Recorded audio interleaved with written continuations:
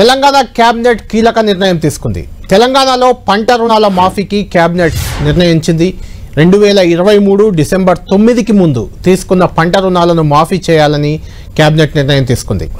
2 లక్షల రూపాయల వరకు రుణమాఫీ చేయాలని ఇప్పటికే సీఎం రేవంత్ రెడ్డి ప్రకటించారు. ఈ మేరకు ఈరోజు కేబినెట్లో చర్చించి నిర్ణయం తీసుకున్నారు. ఈ రుణమాఫీని కూడా ఏకకాలంలో చేయాలని కేబినెట్ నిర్ణయించింది. దీనికి సంబంధించి మరిన్ని వివరాలు కేబినెట్ సమావేశానికి సంబంధించి మా ప్రతినిధి కొండల్ మనకు అందుబాటులో ఉన్నారు. కొండల్తో మాట్లాడదాం.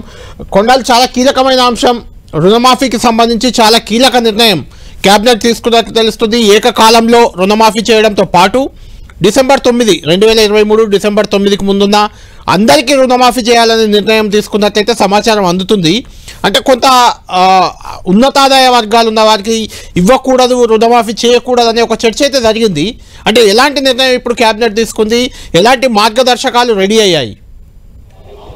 ఖచ్చితంగా 2 గంటల పాటుగా 2 గంటల నుంచి కంటిన్యూగా కేబినెట్ కొనసాగుతుంది. దీంట్లో ఈరోజు చాలా కీలకమైన నిర్ణయం అనుకోవచ్చు. ఎందుకంటే ఎన్నికల్లో ఇచ్చిన ప్రధానమైన హామీ రుణమాఫీని 2 లక్షల వరకు రుణమాఫీ చేస్తామని చెప్పి కాంగ్రెస్ పార్టీ ఎన్నికల్లో హామీ ఇచ్చింది, మేనిఫెస్టోలో చేర్చింది. ఈ 6 గ్యారంటీల్లో ఇది కూడా ఒక ప్రధానమైన గ్యారంటీ. దీనికి ఈరోజు మార్గదర్శకాలకు కేబినెట్ ఆమోదం తెలుపబోతుంది. దీంట్లో అత్యంత కీలకమైన మార్గదర్శకాలు ఉండబోతుంది. చాలా పకడ్బందీగానే మార్గదర్శకాలు నిర్దేశించినట్టుగా మనకు అందుతున్న సమాచారం. ఇప్పటి వరకు అయితే కట్ ఆఫ్ డేట్ను డిసెంబర్ 9, 2023ను కట్ ఆఫ్ డేట్గా నిర్ణయించింది ప్రభుత్వం.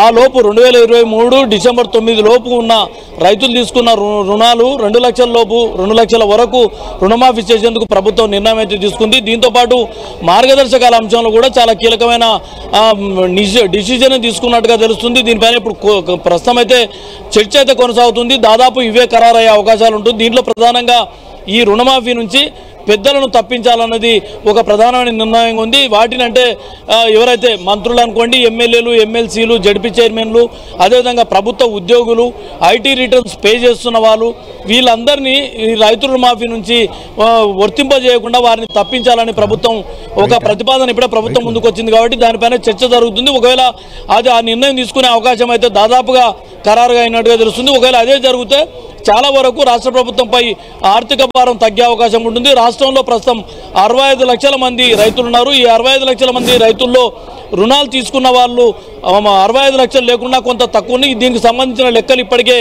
వ్యవసాయ శాఖ రాష్ట్ర ప్రభుత్వానికి అందించిన నేపథ్యంలో దాంట్లో వీళ్ళందరూ ఐటీ రిటర్న్స్ ఉద్యోగులు, ప్రభుత్వ ఉద్యోగులు, అదేవిధంగా ఎమ్మెల్యే, ఎమ్మెల్సీ, మంత్రులు, అదేవిధంగా ఉన్నత పదవుల్లో ఉన్న వాళ్ళు, వీళ్ళందరినీ కూడా దీని నుంచి తప్పించినట్టయితే చాలా వరకు ఈ ఆర్థిక భారం కూడా తగ్గే అవకాశం ఉంటుంది.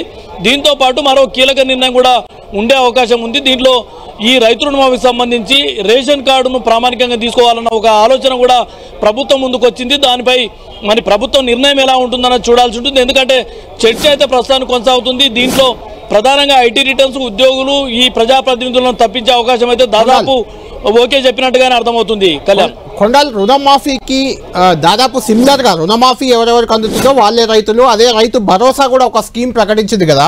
అంటే రైతు భరోసాకు కూడా ఇప్పుడు రుణమాఫీకి ఏవైతే నిబంధనలు ఉండబోతున్నాయో, అంటే ఐటీ రిటర్న్స్ దాఖలు చేసే వాళ్ళకి ఇవ్వకూడదు రుణమాఫీ అనేది ఏదైతే ఉందో, అది రైతు భరోసాకు కూడా ఇంప్లిమెంట్ అయ్యే అవకాశం ఉందా? దానిపై కూడా ఏమైనా చర్చ జరుగుతుందా?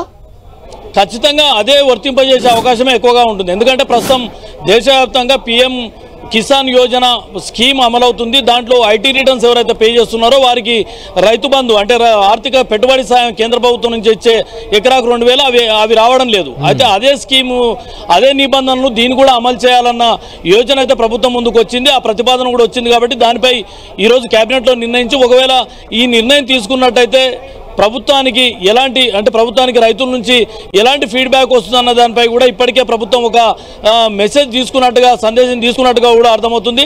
దీనికి అనుగుణంగానే ఒక నిర్ణయం తీసుకునే అవకాశం స్పష్టంగా కనిపిస్తుంది. ప్రభుత్వానికి ఇచ్చిన మాట నిలబెట్టుకుంటూ 2 లక్షల రుణమాఫీ చేశామని ఖచ్చితంగా అమలు చేసి తీరాలన్నది మొదటి పట్టుదలగా ఉంటే, అదేవిధంగా మెజార్టీ రైతులకు ఇబ్బంది జరగకూడదు, నిజమైన రైతుకు అన్యాయం జరగకూడదు అన్నది కాన్సెప్ట్గా ప్రభుత్వం పెట్టుకుంది. కాబట్టి రైతు రుణమాఫీ చేయడమే లక్ష్యంగా ఈ మార్గదర్శకాలు ఉండబోతున్నాయి. అదేవిధంగా రైతు అభివృద్ధి సంక్షేమానికి రైతు రుణమాఫీ అన్నది ఎంతో ఉపయోగపడుతుంది. ఇచ్చిన మాట నిలబెట్టుకుంటామన్న వాదన అయితే ప్రభుత్వం ద్వారా వినిపిస్తుంది. ఈ కేబినెట్ ముగిసిన తర్వాత ఈ మార్గదర్శకాలపై మరింత క్లారిటీ వచ్చే అవకాశం ఉంటుంది. కళ్యాణ్.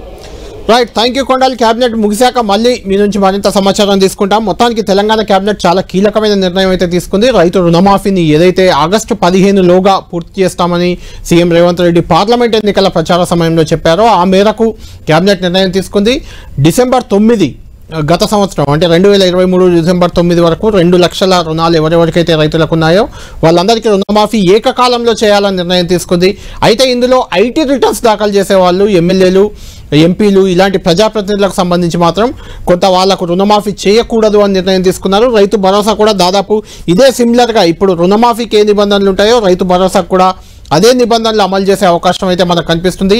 అయితే అది ఏ రకంగా చేయబోతున్నారు, ఆ రుణమాఫీకి బ్యాంకర్లు ముందుకు వచ్చారా, బ్యాంకర్ల నుంచి ఎలాంటి అష్యూరెన్స్ ఉంది, ఇలాంటి అన్ని అంశాలకు సంబంధించి క్యాబినెట్ మీటింగ్ తర్వాత బ్రీఫింగ్లో మంత్రులు వివరణ ఇస్తారో మనం చూడాల్సిన అవసరం అయితే ఉంది. ఒక చిన్న బ్రేక్ తర్వాత